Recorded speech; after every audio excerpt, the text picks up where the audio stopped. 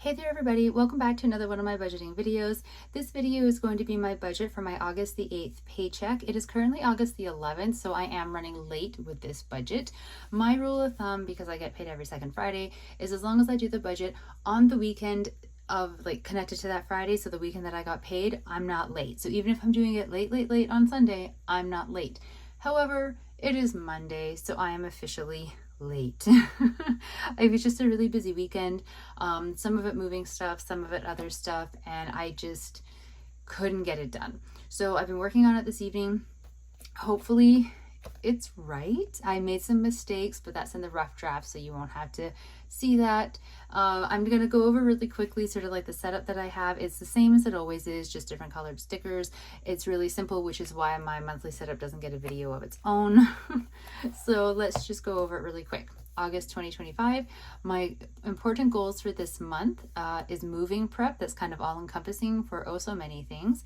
My payment to my line of credit, get my visa under control, I'll explain that, and pay for Harrison accommodations. So my Dragon Boat team, we competed at Harrison Hot Springs Dragon Boat Festival.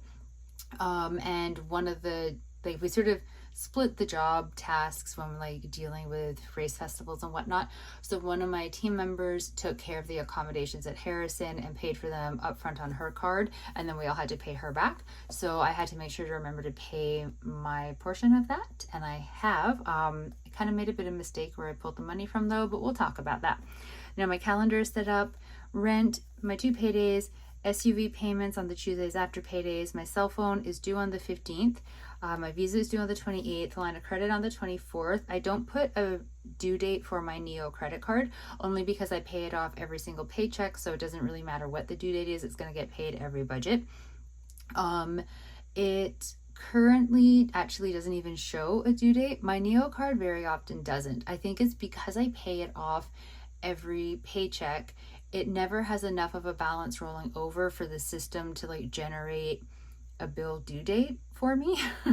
So I mean, it's okay, it's fine because I know myself and I know that I'm paying it every paycheck. It's all right, it doesn't carry a balance over. But sometimes I miss knowing the date that it would be due so that I could put a sticker on the calendar, which I know is ridiculous, but just bear with me. And then I have flagged the 25th as moving day because I'm very excited for that. I filled in the monthly budget the exact same as always. So my sinking funds, my digital cash, groceries and household under the food category, my RAV4 under transportation, that's my car payment. Striker is my cat, bi-weekly. I try to give him $30. I think I accidentally only gave him 20 this week, but I try to give him 30. And then home is rent and my cell. Now I wrote down that I pay my cell phone bi-weekly, $60 every paycheck, and generally I do, but that's actually overpaying a bit every month. So then the bit that I overpay, it gradually builds up, and then I end up with a credit on my account. So every now and then I don't actually have to make a payment onto the cell phone because the credit is so high. Currently the credit sitting on my cell phone account is like $190 something. So I will not be making a payment to the cell phone bill this particular payday.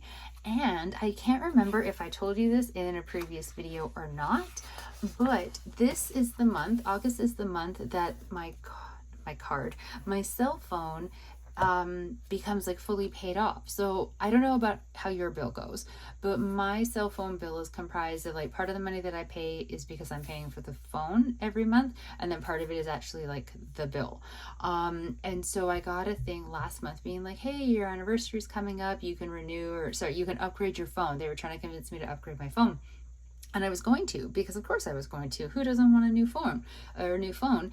And so I was kind of looking at it, but then I got distracted and I didn't go back to it. And I looked at it weeks later thinking oh, I've lost my window of opportunity for whatever the deal was that they were trying to give me.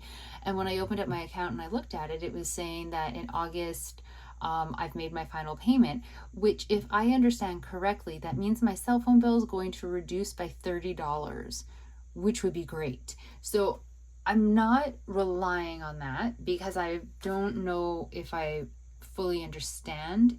That's what it says. That's how I interpret what it says. But in case I'm wrong, I'm just going to assume it hasn't gone down yet. But I will. What was the date that it's due?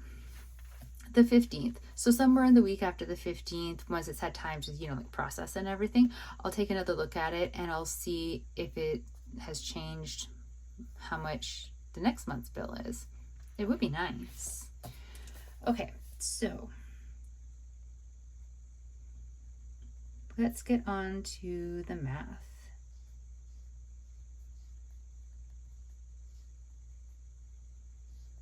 So August 8th, 2025 paycheck.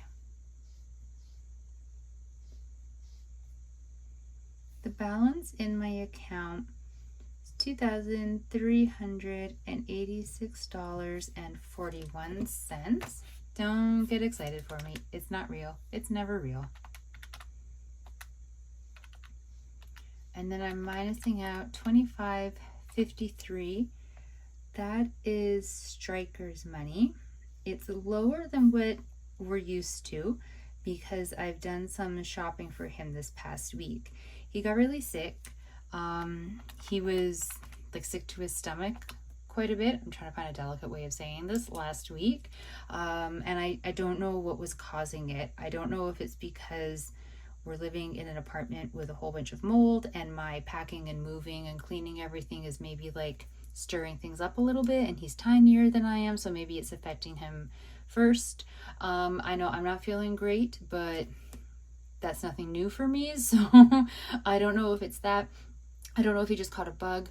I don't know if there's something wrong with his food. It could literally be any number of things, and the poor little guy can't tell me. So I've just been worried. I'm losing my train of thought because I'm trying to do this and do that, and I think I typed something wrong. So bear with me. Let me do the math part of this first, and then I'll finish my sentence for what I bought him. Yeah. See? I shouldn't talk and write at the same time. Okay, so anyways, because I wasn't sure if maybe it was his food, he eats this particular dry food. He's very food picky. And before you come at me saying he should be eating wet food, I know that. But he won't. And if it's the choice between him not eating and literally going into a willing, hunger strike until he gets the food he wants, or giving him the dry food that he likes, I'm going to give him the dry food that he likes.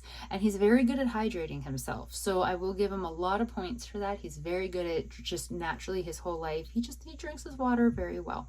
So, but I had happened, like by fluke, I had bought him like a little can of like this tuna treat because he's allergic to something in mainstream cat food, but the vet doesn't know what, and they said that there's no point in getting him allergy tested because it's a waste of money to allergy test a cat because it's always inconclusive, and so to just try to find a food that doesn't make him sick and stick with that food. So that's what I've been doing, but it did mean that he had to go off all treats because I don't know what he's allergic to, and it seemed at one point everything was making him sick, and I felt really bad he doesn't get any treats because I'm sorry, if somebody took away all of my treats, I'd be having a riot. So I keep thinking like I really want to find him something, but I don't know what to give him because even something as simple as just tuna in water was making him sick at one point. And I'm like, I just don't know. But so I found a little can, and it was like 4 ingredients. It's the most minimalistic ingredient list I've ever seen on a cat treat ever. So I was like, you know what, I'll give it a try. So I bought that before he got sick. So then he was sick for about a week, and then he had a day that was like pretty bad, like much worse than the other days, and he was clearly not feeling well, like from how he was looking and acting, and I was just like, oh no, okay, we're gonna have to get him to the vet or something. And then the next day, even though he was still getting sick, he was looking like he was feeling better, if that makes sense. And so I decided to try him with the treat because it's basically tuna and water with something to help keep it preserved in the can. And I was like, you know what, maybe it'll be easier on his stomach than his dry food because he wasn't eating his dry food. And so I put down a little bit of it, like about half of this tiny can, and he ate it. And he seemed happy with it. And then he went and he had a little bit of a nap, and he woke up about 2 hours later and he was hungry again. And I was like, oh my God, this is amazing. I found something that he can eat and it seems to be staying in his stomach. I was too scared to leave him alone. So I Instacarted a bunch of these over. They didn't have as many in that flavor as I wanted, so I got a combination of 2 different flavors. So one was the tuna and one was like tuna and salmon, or salmon and shrimp, something like that. And I was just hoping he would like the other fish flavor as well. But the thing is, I was giving him small amounts every 2 hours because I didn't want him to eat too quickly. And he was eating them, but he wasn't getting satiated because, of course, these are treats. They're not meant to be meals, so they're not that filling. And he was only taking in small amounts.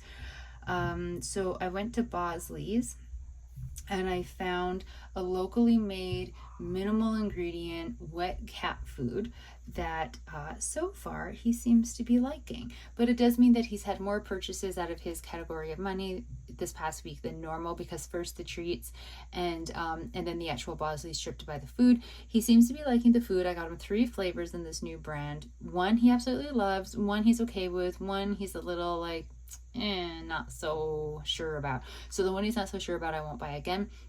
The other ones I need to now stock up on. And what do you bet? As soon as I stock up on them, he will stop eating them. I do put out his dry food as well in a small amount in a separate bowl. And he's been eating on that as well in between eating the wet food. So I'm glad. I don't want him to go completely off the dry food, just because I'll worry then about if I have a day where I'm out for a good chunk of the day and there's, like I put wet food out in the morning, but then if I'm just gone all day, wet food only lasts so long when it's in the bowl, whereas the dry food will kind of last all day. So I'm happy that he's still eating both, and he's keeping both down, which I'm even happier about.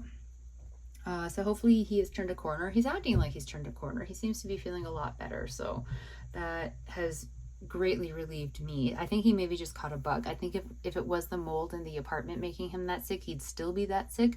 But since he does seem to be doing a bit better, I think he caught something. I mean, cats can. It seems weird that they can, but they can. So just cross fingers that he is okay. But all of that talking to explain why his amount of money in his category is so much smaller than normal.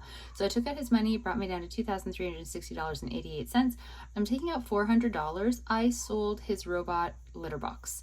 It might seem mean that I'm selling something of his to benefit my budget, but we haven't been using it. Ever since the house went up for sale and we've had showings, I had to deep clean it, pack it up, and hide it, because we had to, whenever there was a showing, we had to get the pets out of the house and we had to hide all proof of their existence. And if there was going to be no way that I could hide the robot litter box every single week, and for a while we had showings every week, so I had permanently packed it away, and I'm using like a more like traditional litter box.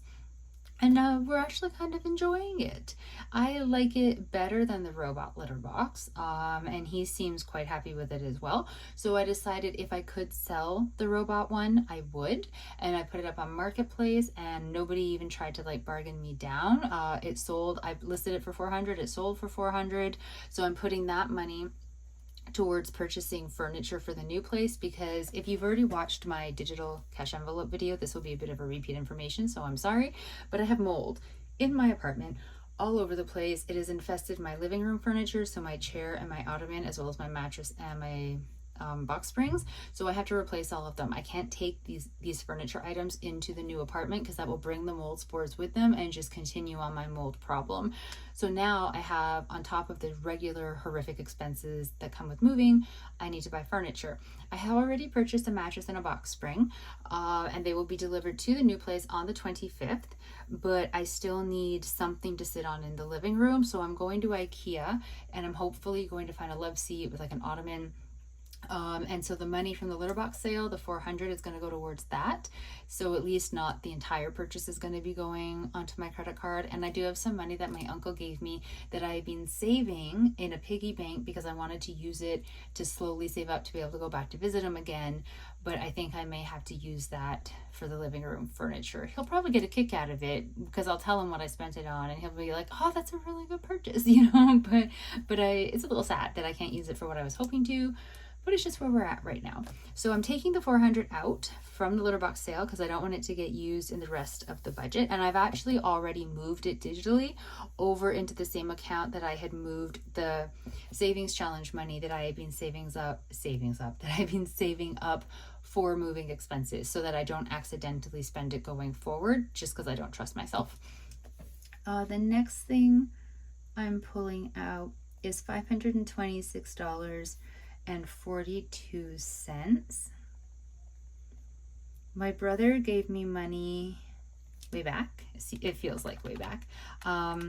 as a surprise gift to go towards moving expenses. And so I've been trying to be really careful and not, I'm using it for moving expenses, but I'm trying not to just like go crazy with it, because on the moving day, I'll have to pay the balance of what I owe the moving company. So I've already paid like a deposit and like for the first 2 hours, and then on the day, however much the actual day takes, I'll have to pay the remainder. So I really don't want to have any other moving expenses going forward, so that entire amount can go towards whatever I end up charging onto the credit card on moving day for the moving company. In a perfect world, the $400 from the litter box sale would also go for that. But it's fine. I'm not gonna rant about it. But so I take out that money. That has now left me with $1,434.46. I am taking out my new amount for half of rent for the new place, which is $735, and it is painful to say, which leaves me with $699.46. Now I'm pulling out the payment for my RAV4.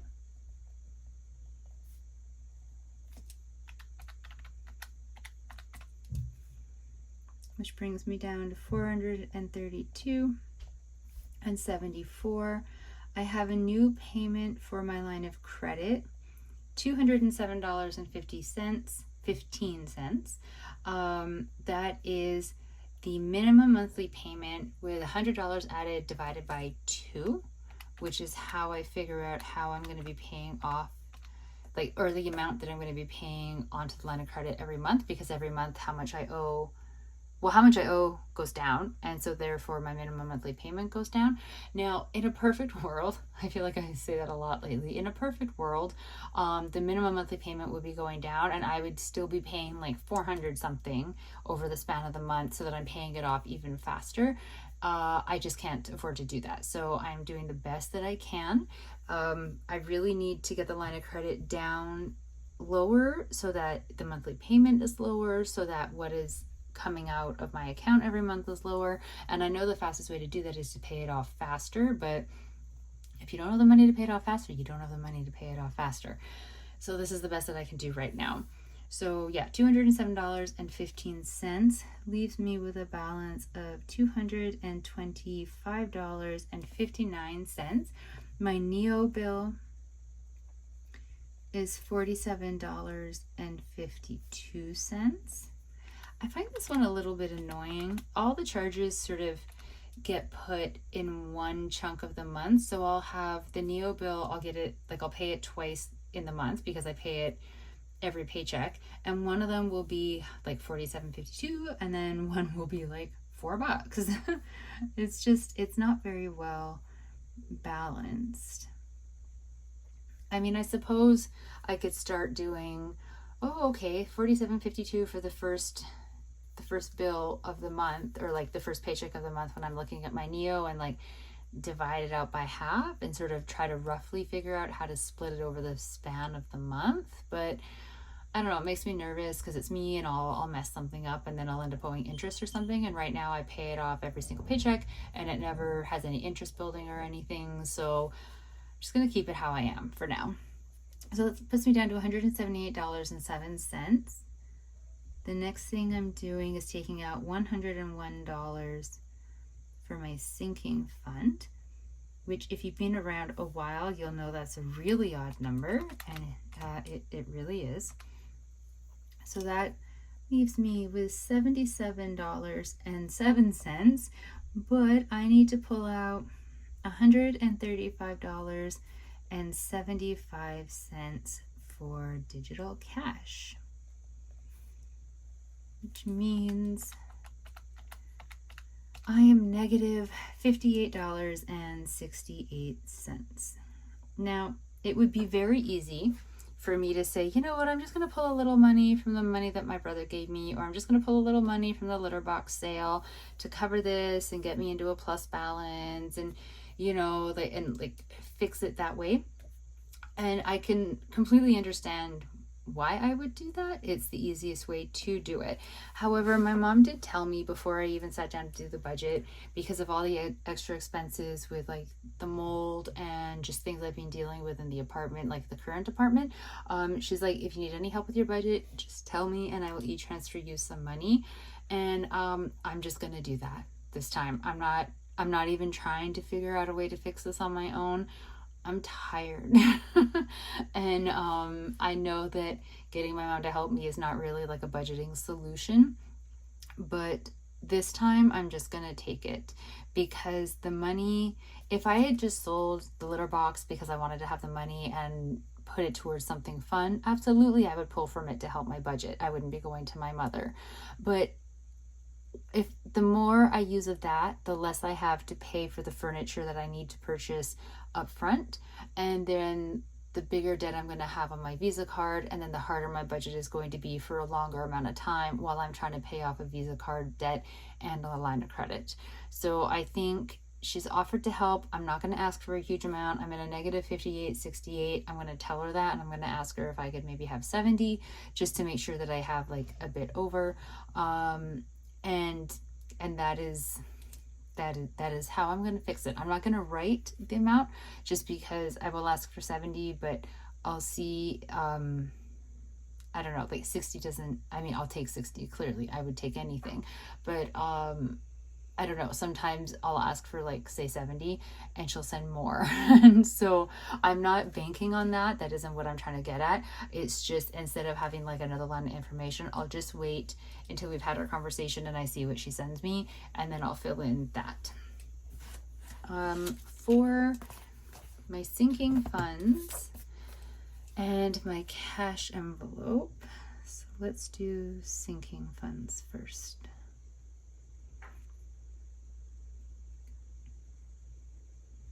So there's car insurance,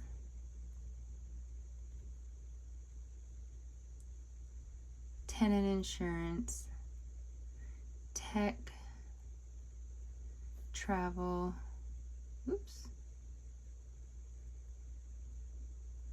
slightly misspelled dragon boat, presents, emergency fund. So the car insurance needs 70, tenant insurance needs 16, tech 15, everything else I am giving 0. So 70 plus 16 plus 15 is $101, which is where that came from.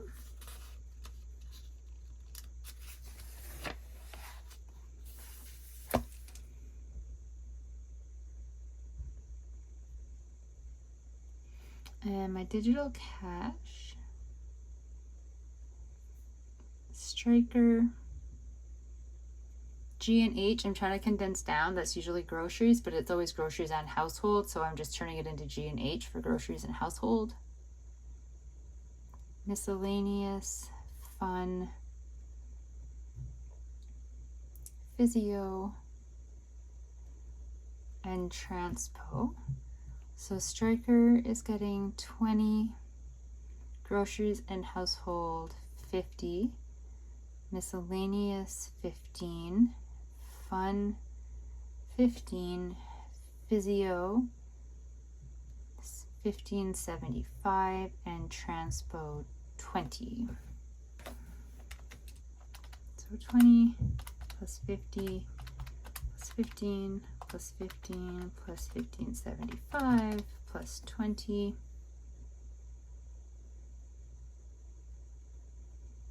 So $135.75, which is where that comes from and why I have a negative balance. Physio, I explained why physio has come back into the categories in the most recent digital cash envelope update, so I'm not going to duplicate and tell you all again, because if you've watched that one, you don't need to hear it twice. If you haven't watched that one, maybe go watch that one if you're curious about why I've added physio when last time I took it away. So that is the budget. right now so you can see everything all laid out. Yeah, I think I already said I moved the money from that sale over into the same sinking fund that the money that I saved up from my savings challenge for moving got moved into. That's my travel one, so I don't accidentally spend it. Now, in my travel sinking fund, I made a mistake. I have a sticky note. Let's see. Okay, so I moved $496.36 into my travel sinking fund. It was really just because I needed to, well, not needed is a strong word. I was saving it up in Wealthsimple, in a savings account in Wealthsimple, and Wealthsimple changed their savings accounts, and so like they are no longer savings accounts. So I moved the money that was in my savings accounts at Wealthsimple over to my regular bank, but then I had to put them somewhere, like put the money somewhere, and I didn't want to lose it. So I put the $496.36 that I'd managed to save up into my travel sinking fund just so that I knew where it was, and then I was keeping a tally whenever I spent from it. So I had some expenses like Canadian Tire, and like there was a New Balance and stuff like that. Oh, by the way, this money, also the moving savings, will be going towards either the furniture or the cost of the moving truck. So, but we went, my Dragon Boat team, we were racing in Harrison, and I had to pay for my portion of the accommodations, and I was trying to figure out where I was going to get the money to pay that from, because I couldn't figure it out. And I was like, wait, I have a travel sinking fund. I'll pay from the travel sinking fund, completely forgetting that I put money in the travel sinking fund for savings for moving expenses. And so I didn't bother to check the actual amount in the travel savings fund that belonged to travel. So I pulled out the money that I thought belonged to the travel category to pay for my portion of the hotel, and then when I was sitting down tonight and doing the math, I realized I'm supposed to have a balance of $422.47 in my moving savings money, but the account in total only has a balance of $314.97. So clearly, when I paid for my accommodation in Harrison, I dipped into this money without even realizing that I was doing it. Super not impressed with myself. So that was actually what got me being like, okay, I need to move the litter box money somewhere safer, because if I've done that from this savings account, I'll definitely accidentally do it from my regular checking account. So I've moved the 400 into this same account. So that means I've got a total of like $714.97 in this account, and it all belongs to moving expenses. So I have it written down in a note, even though like technically the name of the sinking fund is travel. None of the money in there at this point is travel. It's all moving money. And in fact, I owe myself money. So I may decide going forward over the next however many paychecks as I'm contributing into the sinking funds, if I have money that I'm putting into the travel, I might put it on to say the credit card to help pay off the debt, because there should have been more money in this account. Does that make sense? I hope it makes sense. So that's sort of keeping up to date with the moving expenses. Yeah, I think that's basically everything. So this is the budget. Not good. I'm aware it's not good. Very, very aware. I'm not happy that I'm going to be texting my mother and asking her for financial help, but also like I really am just exhausted. And I know that's just adulting, that you get exhausted and you have to keep powering through, and I'm trying. I promise I'm trying. But at this point, I'm sick. I don't feel well. I just need to get out of this apartment, and she offered to help. And instead of trying to find some more complicated, complex way to fix this that's pulling money from one area of my budget into this one just to make sure that I'm like a little bit out of the negatives, I think I'm just going to take her help. She's offered. She's my mom. She loves me. I love her. I'll figure out some way of paying her back, although I'll never be able to pay her back how much she's helped me, but I will figure out something. And yeah, that's just where my budget is sitting at right now. So thank you so very much for following along with my budgeting journey. I know it's not necessarily super like enlightening or helpful. It's definitely not educational. Not that I was trying for it to be educational, but it's not inspiring. I think that was the word. Like I'm clearly not winning at the financial side of life right now, but I will figure something out. I'm really hoping when I get into the new place and it's a quiet environment and I can set things up, that I can start getting some like voiceover gigs, like for like little projects that you just sort of do on the side. You get paid for like, You don't need an agent to go through to get them. That is like my strategy for right now. As well as like I am trying to find a part-time job, but it has to be something preferably that I can do from home, that I can pick my own hours, because I never know when I'm going to be having a day where my headache from the concussion is so bad that I just can't do anything beyond like my regular work day. Plus I have so many physio appointments that nobody would hire me right now. If I went to them and had an interview and told them the limitations of my schedule and my availability, they'd be like, what is the point of training you when you would never be here? So I'm really sort of restricted into what kind of part-time jobs I can find. And so far I haven't been able to find any that I can do from home. Even if it's like gig work or something that I can kind of pick my own hours and is legitimate. The legitimate part matters. I found a lot of fake ones, but not real ones. So I am trying. I hope I will figure something out. I'm going to have to figure something out. I just haven't figured it out yet. So I'm waiting for inspiration to strike. Until then, I'm going to go because I want to get this uploaded to the cloud so I can edit it tomorrow, hopefully. And I need to go pack some boxes. So thank you so very much for following along with my budget. I do appreciate it, especially because, like I said, I know it's not inspiring or anything special, and it's more often than not probably a little bit depressing to look at.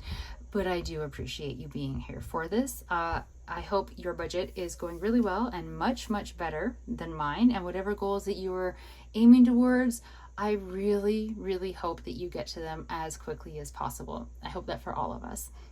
So have a very great day. Stay safe, everybody. I will talk to you in the next video. Bye.